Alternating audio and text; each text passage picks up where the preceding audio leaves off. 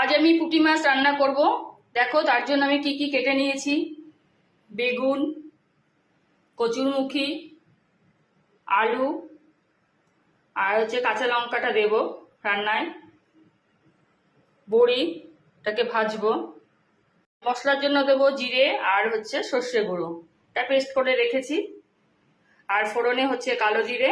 আর দেখো এই যে পুঁটি মাছ কেটে ধুয়ে লবণ হলুদ মাখিয়ে নিয়েছি।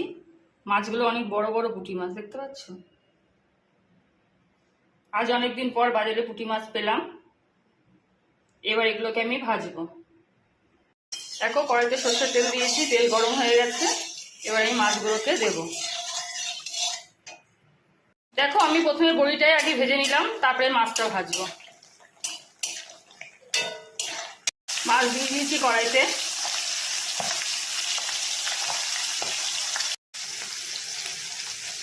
মাছগুলোকে ভালো করে একটু ভেজে নেব।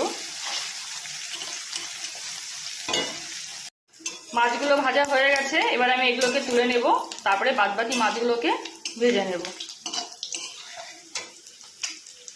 মাছগুলো সব ভাজা হয়ে গেছে। এই তেলে আগে আমি বেগুনগুলোকে একটু ভেজে নেব। লবণ। দেখো বেগুনগুলো ভাজা হয়ে গেছে, এবার আমি বেগুনগুলোকে তুলে নেব। দেখো কড়াইতে আবার সরষের তেল দিয়েছি, এবার আমি কালো জিরেটা ফোড়ন দিলাম।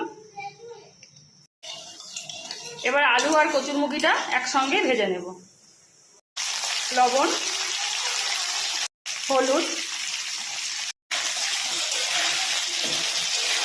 আলু আর কচুরমুখিটাকে লাল লাল করে ভেজে নেব।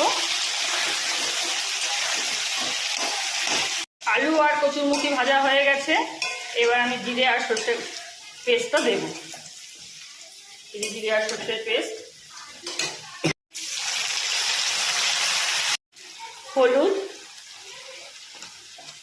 এবার ভালো করে একটু কষে নেব।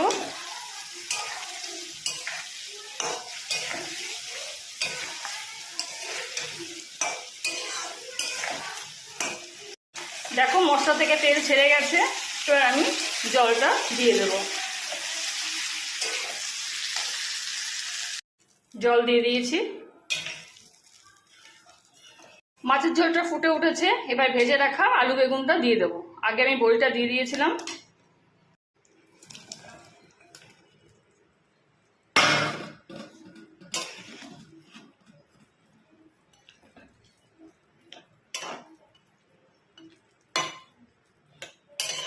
দেখো রান্নাটা হয়ে গেছে।